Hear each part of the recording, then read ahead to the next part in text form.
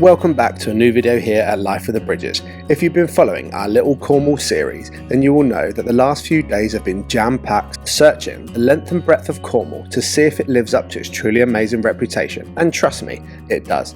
And for those who haven't seen it, here's a little recap of what we've been up to. To start the trip, we picked up our caravan and drove 8 hours to the south of Cornwall to a place called St Ives. We got set up, and that's when our adventure really could begin. We visited the well-known surfing destination called Newquay, tried the famous local delicacy known as a Cornish pasty, and even ticked something off our bucket list of surfing on the famous Fistral Beach, which didn't quite go to plan, but we did it nonetheless. We rented bikes and did the coastal trail to Padstow, which was absolutely magical, and was so lovely to see the sights of Cornwall from the comfort of a saddle. With Newquay done, we then spent the next day going in search for Cornwall's best waterfalls, which were incredible and brought a sense of tranquility into our trip that we didn't expect Cornwall to even offer, but trust me, it does, and so much more. We then took a trip down to the most southerly point in the UK, known as Land's End, and did a big 6-kilometre walk around the coastline, and Teddy even got to meet Paddington, who was also on his travels.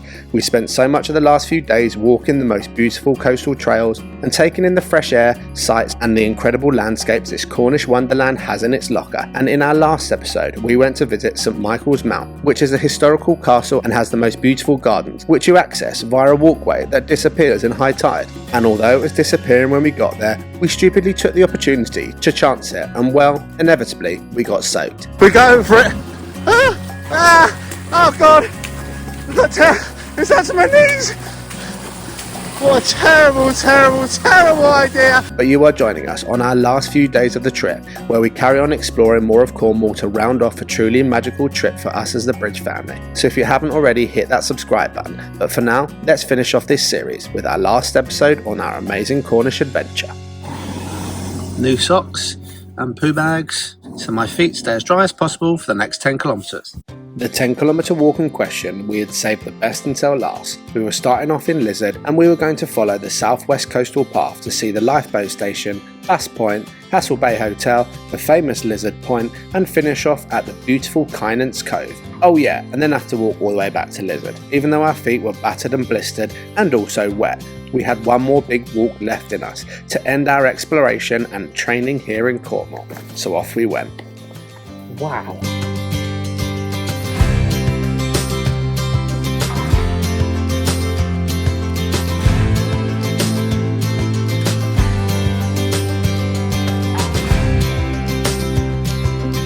Absolute high life you live, mate. Seals on show, cookies in the bag. This view doesn't get better than that. Can Daddy have a cookie? No. Cheeky boy.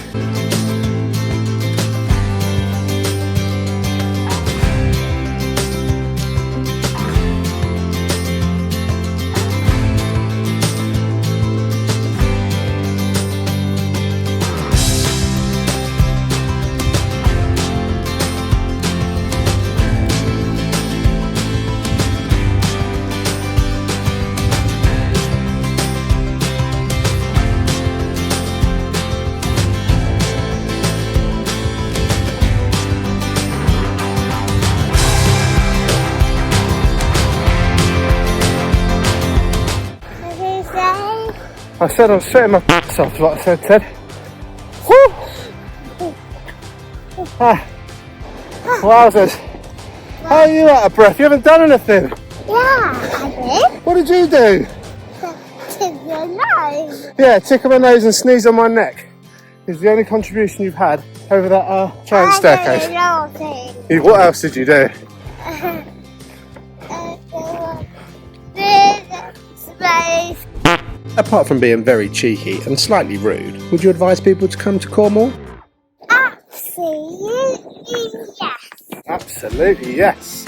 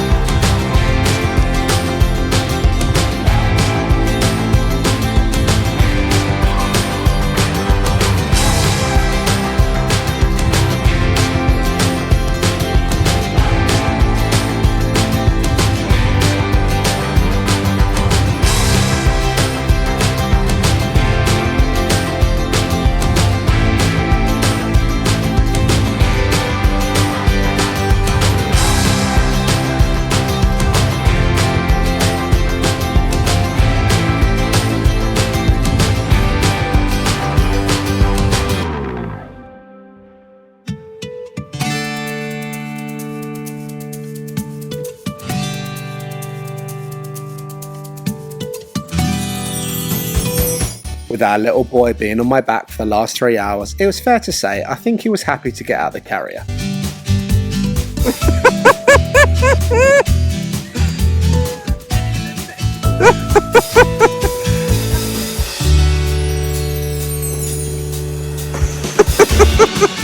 With our final big walk done, we let our little cub blow off some steam for the rest of the evening when we finally got back to camp. As because he sat still for so long, he was like a coiled spring. I can see they're here forever.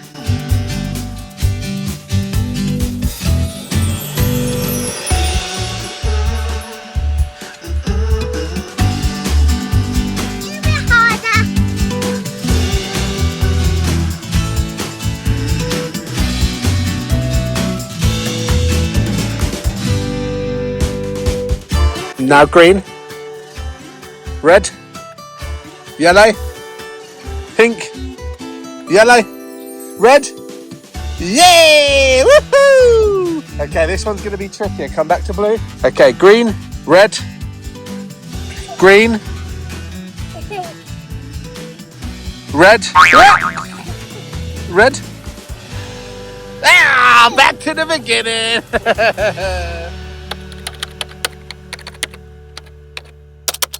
So we have just arrived here in a town called Falmouth, which is about an hour's drive from where we were. As it's our last day, we've come to this town with some intentions, some things that we want to tick off a little bucket list of ours. And one of them is Katie wants a scone with fresh Cornish cream, and I want a handmade Cornish sausage roll. And I know both of those are thinking from our stomachs, but that is currently where we're at today. Now we've woken up hungry, so we're going to attempt to tick them off our list and experience Falmouth whilst doing so.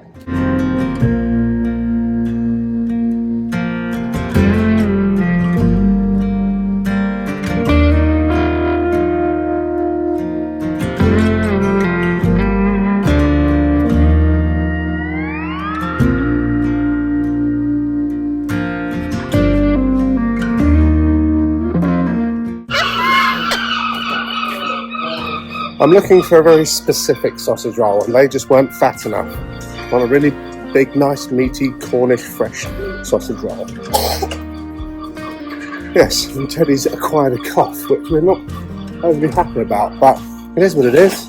Anyway, back to looking for my sausage roll. Nah, not as meaty as I would like it. This could be a very difficult task, but my worst case scenario is just buy 2 or 3 and just stack them on each other, and then it'll be very meaty. Oh, another bakery. There is just so many. Well, whatever he was eating looked amazing. Now that is what we're looking for. Ragamuffins Cafe. Can I grab one of the sausage rolls, please? With my sausage roll acquired, which was absolutely gorgeous, may I add, we carried on walking the town of Falmouth and stumbled across a cancer research charity shop, which we always like to go in, and allowed Teddy to buy something. Firstly, to continue to give back to cancer charities, but secondly, Teddy absolutely loves looking round them at all the toys. With Teddy now happy and a bag full of goodies, we wandered down to the harbour to have a look at all the boats. This little seaside town was very calming and gave a lovely aroma of a chilled, slow and relaxed way of life. No one was in a rush, and everyone seemed to just be meandering around the town and getting on with their day, which was so lovely to see. But with my tummy full, it was time to fill Katie's and finally settle the debate of what was the right way to eat a Cornish cream tea. Do you apply the jam then the cream, or the cream then the jam? And we were about to find out. Katie ordered her Cornish cream tea, we took a seat overlooking the harbour, and it looked like we had a special guest that also wanted to settle the debate with us, or just nick Kate's cream tea in general. So, the difference between a traditional Devon or Cornish cream tea. So, Cornish cream tea, the jam is spread on first, and then the clotted cream is added on top of the jam. And in Devon, the clotted cream is spread on first, and jam is added on top of the cream. So, I think what I need to do is split my scone in half and do one Cornish and one Devonshire, and then I can see if there's any difference whatsoever in how it tastes. The scone finally arrived after waiting for 15 minutes for it, by which point even the seagull had got bored and had flown off to find a different victim. Katie created her 2 halves of the scone, and then it was time to finalise this debate. If anybody else has had a scone with clotted cream before, pop in the comments below which way you prefer. What comes first, the cream or the jam? But this is Katie's opinion. Cornish first. Devon. Drum roll, please, for the big reveal. Devon's better. Wow. There is the verdict. It looks nicer too. You can see the jam and the cream, whereas the Cornish way, the jam just gets hidden. Nice. Eddie, what did you want to try? What have you chosen? A chocolate croissant. A chocolate From croissant. the window. One of those bad boys. You gonna give us a taste test? Tell us if it's yummy or scrummy or not. Wow, it's bigger Whoa. than your face. Whatever one you want. Munch and crunch. Yummy? Good job.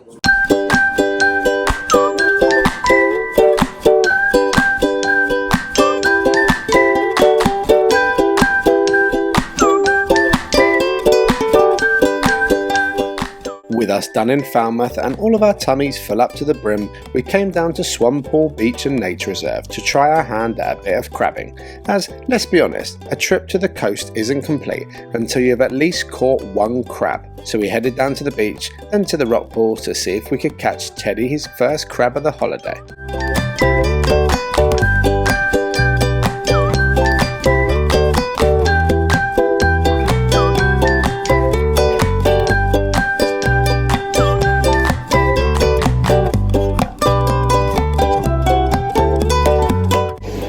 What do you reckon, Ted? Do you reckon Daddy's going to catch us a crab?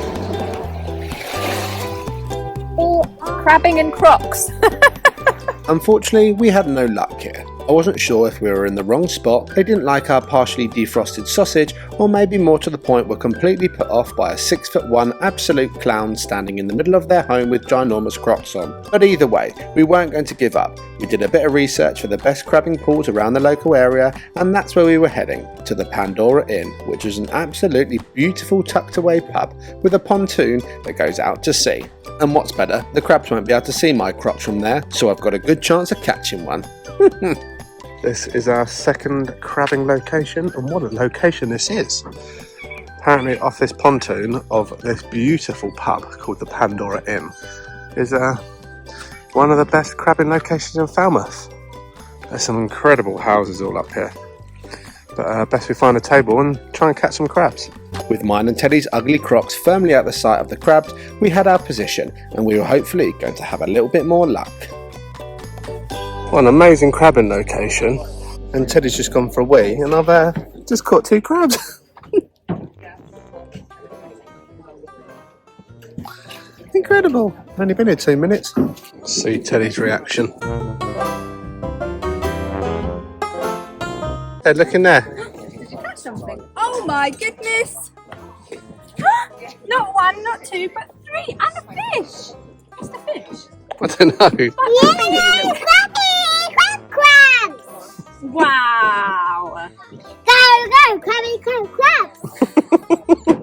So it turns out the crabs don't mind our partially defrosted sausage at all, and before you know it, we had our very own aquarium going on in our bucket, and Teddy even gave them a complimentary chippy. What lucky crap that news got around that there was Michelin style food going on in our bucket, so we had other animals queuing up to see if we had availability. See, my Crocs aren't that bad now, are they, chaps? And the crabs just kept on coming, and coming, and coming, until it was time to let them go back to their average home of the sea and let the swan finally tuck into our feast that he'd been waiting for. And that was our crabbing complete.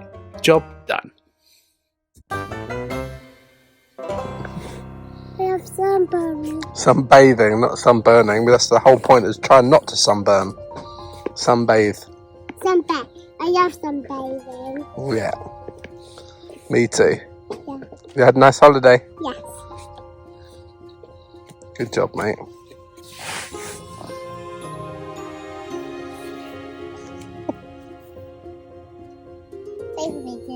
Yeah, stop for a minute. Rolly.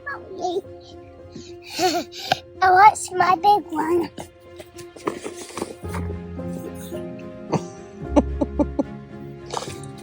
No, just have a break for a minute because you'll get very dizzy.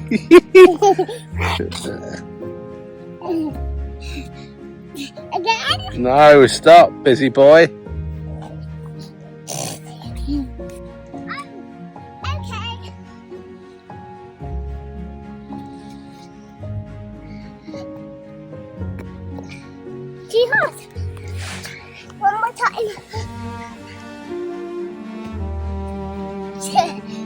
One more try.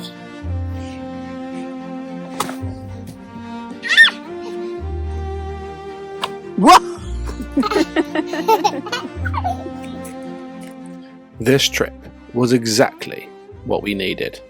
11 days ago, we were swamped with the fear that our son had relapsed against cancer. And after the good blood results finally came back, we were able to finally go on this trip away as the Bridge family.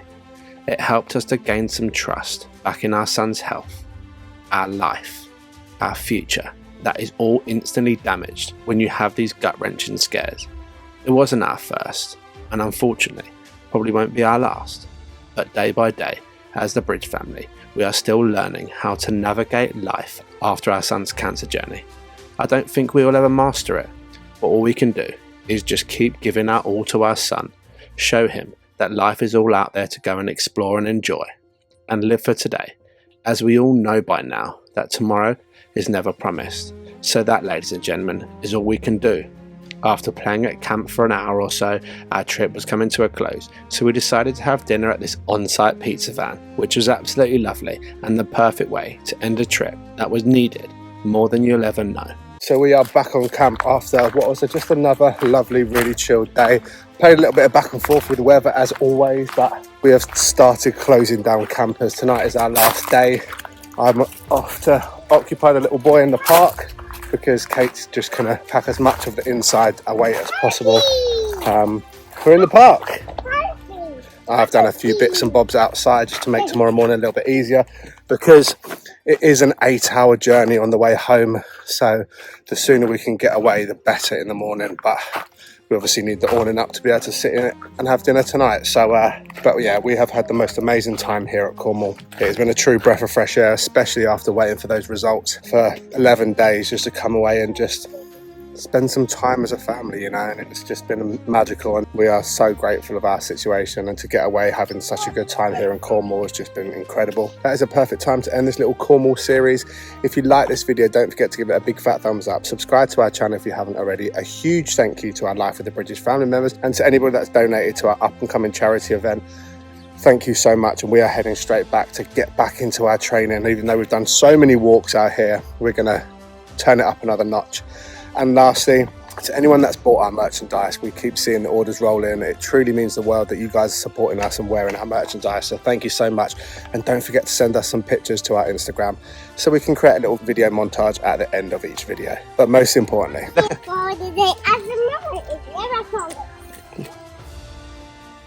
we'll catch you in the next one, chaps, when we return back to Bridge HQ. Ciao for now.